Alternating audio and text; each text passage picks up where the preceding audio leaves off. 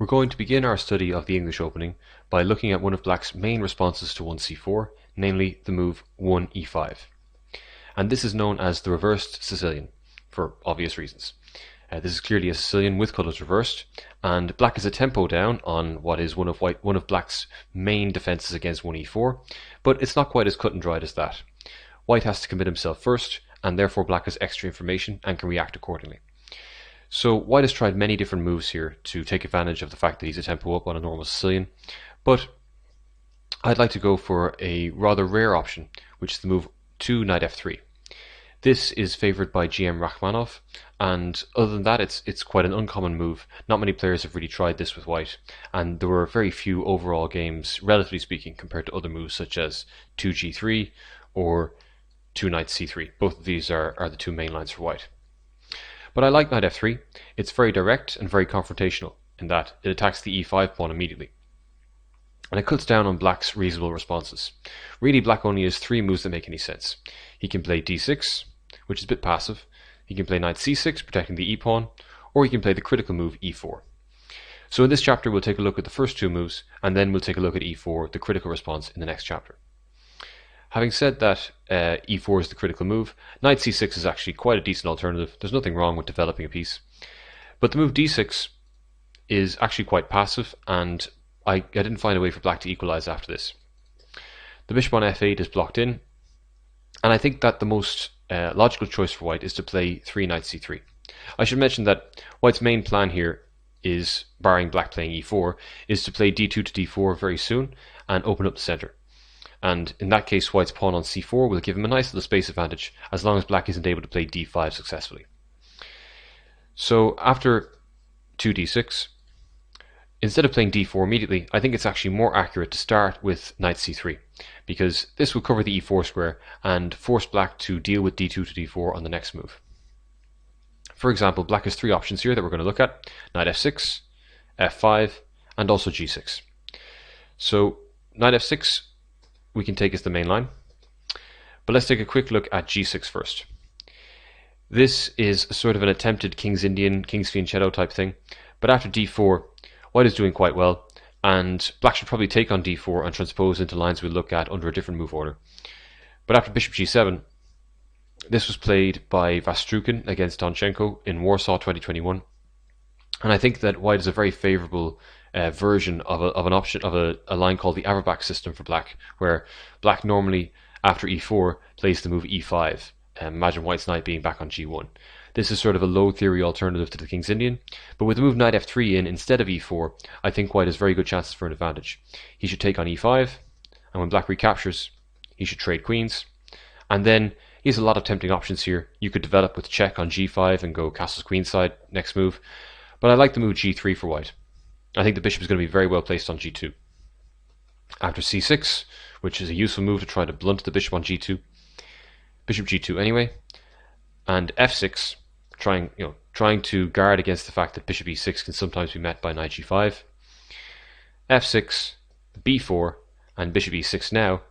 In fact, white doesn't have to defend the c4 pawn, and even though Donchenko eventually lost this game, I think he should have gambited the c4 pawn by playing castles kingside. And this is a very strong novelty. After bishop takes c4, white has another fantastic move, b5. I really like this approach.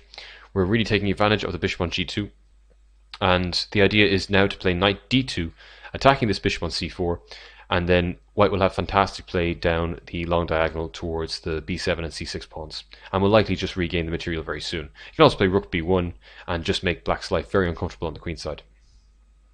So the critical thing happens is if black plays c takes b5, now he's 2 pawns up temporarily, but after knight d2, b7 is hanging, and the bishop on c4 is under fire. So after king c8 defending b7, white can play a4, and this undermines the bishop on c4. There's nothing to stop us taking the pawn on b5 next, and of course the moves bishop a3 and rook fc1 can come very soon with a lot of pressure down the c-file towards black's king on c8. So I think white's doing really well here, and he's actually probably objectively winning this position already. But after castles kingside, he's already clearly better. So g6, not a serious move, and I think white has easy play and a very clear advantage. Instead, f5 is more reasonable for black, and the idea is to meet d4 with e4, and now the pawn is protected on e4. But now that black is committed to f5, it actually makes sense for us to retreat our knight back to g1. The reason being that white can now bring the knight out to h3, and then f4, which is an excellent square for the knight in this kind of structure. And with the pawn on f5, the bishop on c8 is blocked in, so it makes perfect sense to develop the knight to h3. For example, after knight f6, white can actually develop his dark square bishop first with bishop f4, knight c6, e3, bishop e7, and this is from the game Schneider against Taylor. This was an ICCF, an email game from 2006, and I think that after knight e7, black is aiming to go c6 and d5 in some positions, perhaps knight g6 to hunt down the bishop. So white should play h4 to preempt the fact that the knight is coming to g6 and be able to meet that with h5 as soon as white retreats his bishop. So for example, knight g6, bishop g3, white is going to gain time on the knight by playing h5 next, and he can easily send this knight to f4 with an excellent position. Going back, f5 is probably not black's best. In fact, I've taken knight f6, the natural developing move, as the main line. After d4, knight bd7. Here is a tricky moment for our repertoire because I'm recommending a very specific line against the King's Indian, and if we play the move 5e4, then we don't end up in that line. Black can play g6 and transpose into a classical Sicilian or a classical King's Indian, which is not something that's in our repertoire. So if it's in yours, by all means play e4 here and don't worry about it. This is quite a rare move order anyway. But I decided to go for something independent here with queen c2, which I think is also very interesting and leaves white with a very good chance for an advantage.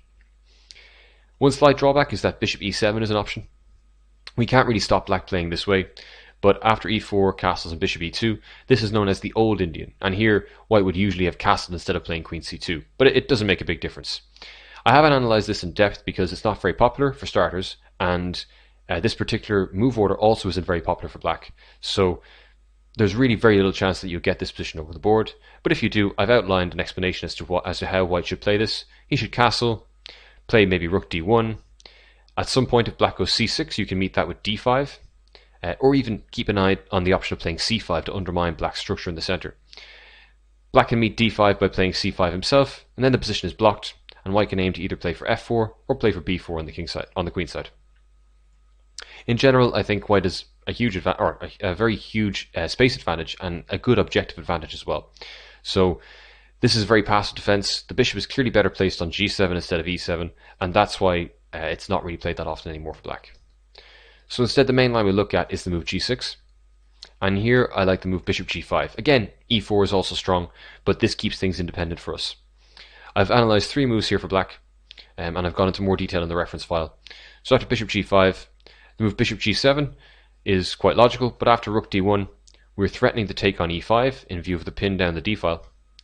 So black must take on d4, knight takes, and after castles and e4, we'll transpose back into one of the other lines.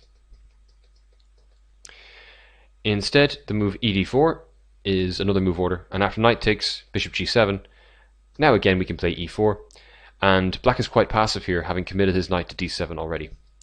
So we can definitely play e4 and take advantage of this. The plan is to play f3 to cement our pawn on e4, and that's why black should probably try and play h6 before white can comfortably go bishop e3, which would now be met by knight g4. Whereas if we had played f3 already, then bishop e3 would be fine. So let's go to h4 instead. Castles, and now f3, and after rook e8 and bishop e2, black is nowhere near getting in the move d6 to d5, which would equalize the space in the center, and white is just clearly better. Instead, going back, the last move we should check out here is the move h6 immediately, but this leads to similar play. Bishop h4, and once again ed, knight takes, bishop g7, and e4 transposes into something we've already looked at. And after bishop g7, castling queenside is also good, but we may as well stick to our main plan of rook d1, threatening de5. And once again, after ed, knight takes, and castles, we have the move e4. And after rook e8, we could go bishop e2. We don't need to play f3 yet. We're covering e4 already. And after castles next, white is doing very well. And instead, black could try g5, but this chronically weakens the f5 square. So after bishop g3 and knight h5, black swaps off our very important dark square bishop, but he's had to compromise his position quite significantly to do so. Knight takes and h takes. This gives us great play in the center. We've got great control over d5 and f5. A knight hopping to f5 would be very annoying for black. And if this knight on d7 moved out of the way to free the bishop on c8, we could go c5, and black would have to deal with lots of discoveries down the d file. So white is clearly better, despite the fact that black has managed to trade off our dark square bishop for a knight. So really that's all you need to know about this move 2d6. It's just quite passive, and once you play this precise knight c3, followed by d4, I think you have very good chances for an advantage. The main move we're going to look at in this chapter is the move knight c6. And here I believe we should immediately break in the center with d4. Knight c6 is a reasonable move, but black will find it difficult to play d5, and that means that white should be able to achieve a very comfortable position with some pressure on the center. So after d4, black has a few options here again. We'll take a look at d6 first, because this is again quite passive, and obviously it could arise, or a similar position could arise via 2d6 as well. We should go d5. Watch out for the move knight b4 here, which immediately loses to queen a4 check, picking up the knight. This is quite a common theme in these lines. So instead, knight ce7 is the main move. Knight c3, knight f6, e4, g6. Weirdly enough, this position can also arise from the Scotch game, from the 1e4 opening as well. But black is trying to get in bishop g7, and if white just goes bishop e2 and castles, we'll transpose back into the mainline Mar del Plata, classical King's Indian type position. But instead, since white doesn't have to commit to bishop e2 yet, and since white has already gotten in d5 and e4, he can start by playing c5. And this only works mainly because the bishop isn't on g7 yet, because dc can now be met by knight e5 without allowing any discovery from this knight on f6 attacking our knight on e5. So this just accelerates white's queenside play, opening up the c file already and creating a weakness on d6 potentially after cd6. So black is already in big trouble here. White is much faster on the queen side than black is on the king side. So d6 is nothing to worry about, but I'd imagine it could be quite common among players who aren't prepared for this. The move ed4 is the main line we'll look at, but e4 is also quite a decent move. And here I've covered the move knight g1 in the reference file because I believe it's also quite interesting, but there's nothing wrong with a very natural knight fd2, attacking the e4 pawn. And there's only one move that allows black to fight for equality, and that's the move f5. Other options are analysed in the reference file. If black takes on d4, generally we just take back on e4, and this structure with the pawn on c4 versus the pawn on d7 is usually very good for us because we have a space advantage, and it's very hard for black to free his position by playing d5, so we can develop our pieces very comfortably. I suggest you take a look at the reference file for more details, but you don't need to know too much here. White is just doing well. So f5 is, again, the only move that allows black to fight for equality. We play e3, knight f6, and knight c3. And here we're going to take a look at a few different options for black. For starters, the move d5 is actually a reversed French Steinitz variation, where black is missing the crucial tempo to play the move bishop e6 and solidify his d5 pawn. So white has a very typical tactic that wins material here. He can go c takes d5, and if black recaptures, then the move knight d takes e4 is very strong, because if f takes e4, we have queen h5 check, picking up the knight on d5. I hope that's clear. It's a very common tactic with the colors reversed position in the French Steinitz. So black should play knight e7 instead, but once again, white can play bishop c4, and after knight ed5, we again have this option of playing knight d takes e4. And now again, if fe, we have knight d5, and if knight d5, we have queen h5 check, picking up the knight. So I hope that's clear. This tactic is quite common, and black can't defend his position with d5. He can't defend the e4 pawn by playing this. Instead, g6 is a more solid option for black, but white has nice play on the queen side. He already has an advantage in the center. He can play the move rook b1, aiming to go b4. If black fianchettos, then we can straight away begin our queenside play with b4. It is a French structure in reverse, and white has very good play on the queenside here. a5 is possible. White plays a3, ready to go b4. And if queen e7, which has been played here, but it's not a very nice move, the idea is to try and prevent white from playing b4 altogether, but white can simply go c5 instead. And now this frees the c4 square for the knight, potentially also for the bishop, and allows white to go b4 next to gain even more space. So if black goes d5, we can take en passant, and after pawn takes, the b6 square is very weak, so knight c4 makes perfect sense, and after bishop h6 and knight b6, in the game May against Hunt from 2001, white already had a winning advantage. This is just too much for black. we can take this bishop off at some point. We can play bishop c4. b4 is still on the cards. White's knight on b6 is very strong. The rook is going to have to move somewhere unpleasant.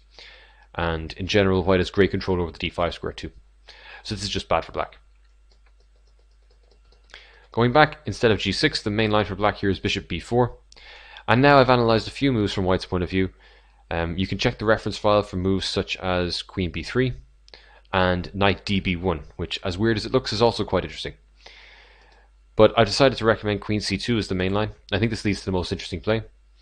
After castles, bishop e2, and d6. I have a natural novelty for you here. The move castles I think is quite good. a3 was played before, but I think we can most likely force black to take on c3 without having played a3, and we can save a tempo that way. So after castles, black usually goes knight e7, or black could try knight e7 to try and solidify his position with c6 and d5. Therefore, we should break before he gets a chance to do this by playing f3. And after e takes f3, we recapture with the knight. And now white has easy play here. I think he's going to play bishop d2, rook a to e1, and bishop d3. And he can aim to break with e3 to e4 at the right moment as well. And in that case, his pieces will be very well placed. Black also has to keep in mind that he will likely have to exchange his bishop on b4 at some point, because otherwise it's just out on a limb there. So, bishop takes c3 can be played immediately, just to avoid any tricks with e2 to e3 to e4, and black tries to cement control over the e4 square. But after bishop takes c3, queen takes, and knight g6. For example, if knight e4, we actually have the nice option of playing queen to e1, which allows us to, first of all, eject black's knight by going knight d2. And if the knight moves back, then we can go for knight b1 and knight c3 if we want, or go b3, bishop b2, and eventually aim to play e4. I think white is better here. So knight g6 is more flexible first. We now play b4, trying to play on the queen side. a6, a4, for example, aiming to go bishop d3 and b5 next, just gaining more space. And after knight e4, here I recommend queen d3. And I think this position is very interesting to play. The computer rates it about equal, but I quite like white's bishops and his queenside space, and I think his position is easier to play. So I'm quite happy with that queen c2 idea, but you can check the notes for, or the reference file for the other options as well. So that's it for e4. Instead, the move e takes d4 is also possible for black, and after knight takes d4, he has a few options here as well. Now, the main line by far would be the move knight f6, but this, after the move knight c3, would transpose back into the four knights English, which we're going to look at not in this chapter, but not in the next chapter, but in chapter 3, via a different move order. But that is the main line in this position. Instead, we're going to take a look at four other moves. Bishop b4 check, which is probably the weakest of the options, bishop c5, and also knight takes d4. So let's start with bishop b4 check. This just helps white to develop. So we block with the bishop on d2, and in order to justify this whole bishop b4 check idea, black has to trade on d2, and then trade on d4. He can also start with knight e7, with the same idea of eventually replacing this knight on c6 with the other one. But we can play knight c3, castles, and in this case now we can play the move knight to f3 and just make black's knights look kind of silly on e7 and c6. And black is not going to get in d5 anytime soon, so he's just much worse space-wise. He's very cramped. So we've stopped all of his plans.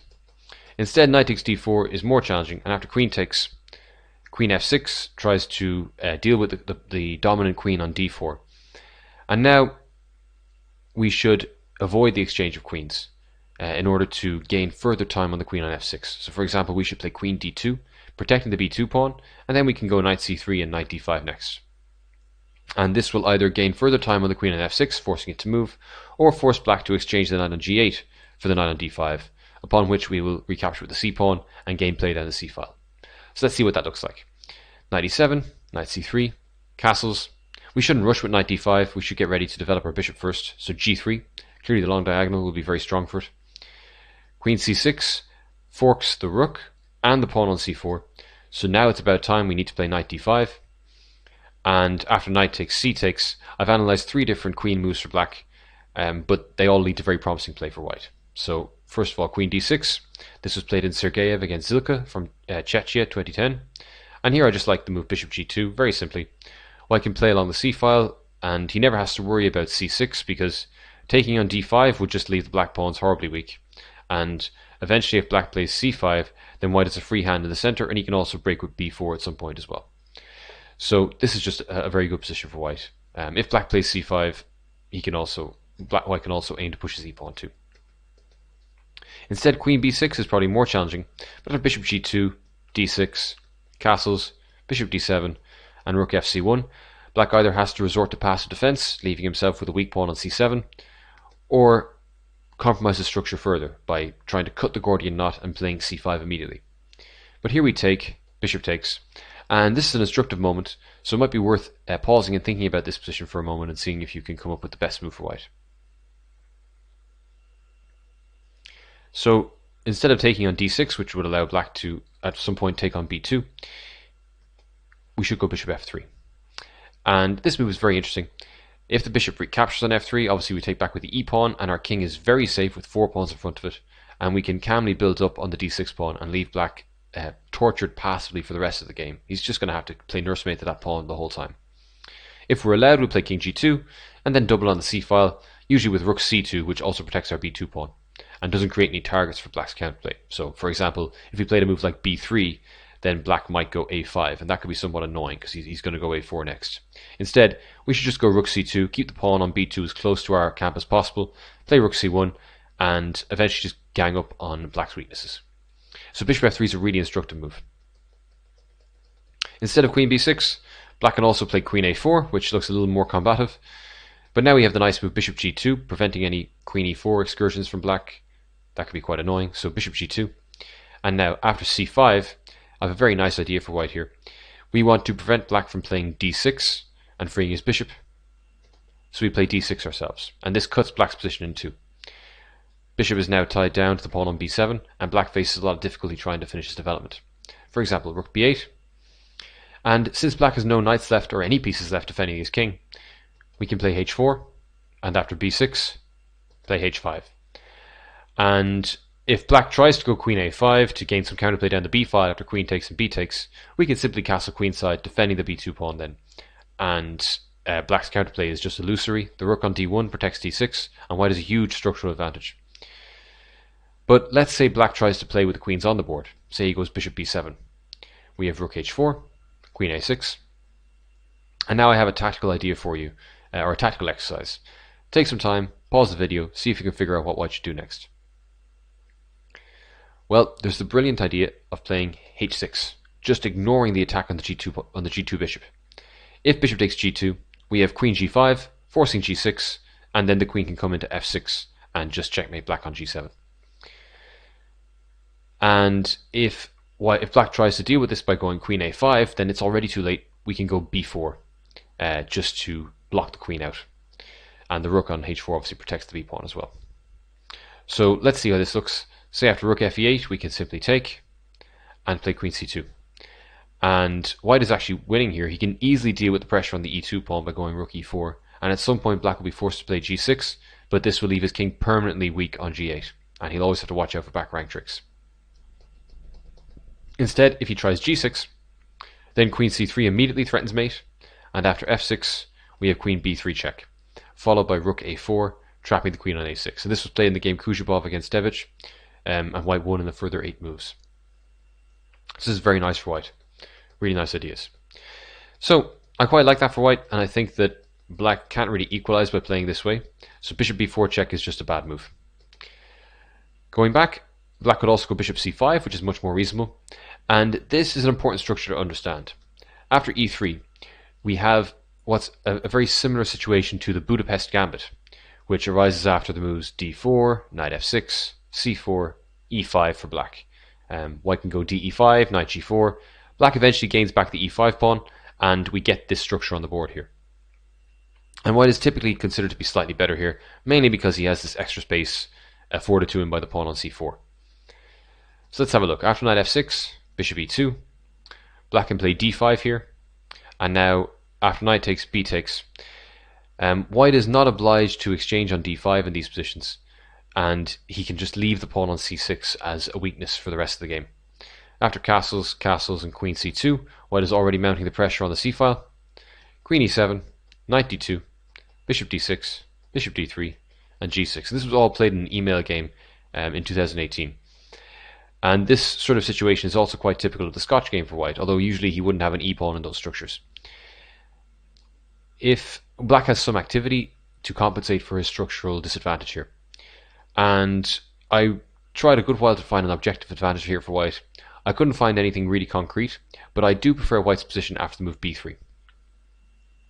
So here there are some typical tactics for black. If he tries queen e5 to threaten mate on h2 and the rook on a1, we can ignore that. Well, we can't ignore the mate, but we can ignore the rook on a1 by playing this, and this typical sequence will crop up quite a bit over the next few moves. Rook a1, queen takes, bishop takes. And black has one material here, but just look at how strong this bishop is on the long diagonal. If the knight moves, then we're going to have some queen b2 or queen c3 idea, and black's king is just going to be in dire straits. We have a fantastic attack here, and black has exchanged off his queen, which was a developed piece, and his rooks definitely aren't very relevant here. So b3 is not a blunder. Queen e5 doesn't win for black, and if he tries knight g4 instead, then we have knight f3, knight e5, and once again we can simply take this knight, allowing queen takes, and just go g3. With the same problem for black, if he takes on a1, bishop b2 and rook a1 will pick up the queen. And trying to defend along the long diagonal then is just very difficult. So black plays dc4, bishop c4, once again, queen b2, queen a1, bishop b2 works, bishop f5, queen d2. And again, taking on a1 doesn't work for black, but bishop b4 is an interesting try to just distract the white queen away from the protection of b2 so that black can then take the rook on a1. We play bishop b2, which is a nice little pawn sacrifice. Black can take on g3, we take back, bishop d2, and bishop d4. And here, white has a better pawn structure, and I believe he has full compensation for the pawn. It's not objectively better for white, but I think his position is much easier to play, and you don't really feel black's extra pawn. He's got some weaknesses on the queen side that we can target, and it's very likely that white will definitely restore material equality and still have a better structure. So, going back, this is not a bad option for black, but I still prefer white's position. It's bishop c5, nothing to worry about, and generally this structure is slightly better for white. And finally, the last option for black is knight takes d4, immediately. And after queen takes d4, the move knight f6 was played in an email game in 2011, but after knight c3, bishop e7, I believe that white is just clearly better actually after the move g3. And with bishop g2 coming next, black will find it very difficult to develop his queenside. We have extra space in the center. We can go for e4, e5 at some point, but generally white is a great outpost on d5 and just generally excellent central control. And we've seen a similar type of edge in other lines in this chapter. Instead, queen f6 is also possible, and here retreating the queen to d2 doesn't make as much sense because we block in our bishop on c1. So instead, I'll actually like the move e3 here. And trading on d4 allows us to take back and gain a slight space advantage in the center. We're just a couple of tempi up on black as well, with our two pawns on c4 and d4 already. So black could try bishop d6 to try and dislodge the white queen. But after knight c3 and bishop e5, it's important to remember the clever move queen e4, pinning the bishop to the king and preventing any bishop takes c3 ideas. So after queen e6, we have time to go bishop d2, also breaking the potential check on c3, so that bishop takes c3 can now be met by queen takes e6 with check, and then taking back the bishop. Knight f6, queen c2, b6, and this again was played in a game between Barros and Broekmoelen from 2003, and I think that white has excellent play here after the move castles queenside, bishop b7, and f3, blunting the bishop on b7, threatening to play e4, and generally just getting great control over the center. So once we control the d5 square, black will find it very difficult to break with d5, and white has excellent attacking chances and a great opportunity to slowly but surely push back black's pieces in the center. Maybe rook h1 first. There's lots of different moves that white can play to prepare this, maybe h3 if he needs to. But in general, black's pieces are awkwardly placed and white has extra space, so we can just kick him back. So I think this is a very promising position for white, and white has a very stable edge. And really, that's it for this chapter. There is a lot more detail in the reference file, should you care to check that out. If you had any questions, hopefully they'll be answered there. But after knight f6, which is the main move for black, we get knight c3 transposing into chapter 3. So we'll have a look at this position there. And in the next chapter, we're going to take a look at the critical response for black here, which is the move e5 to e4. So I'll see you there. Thank you.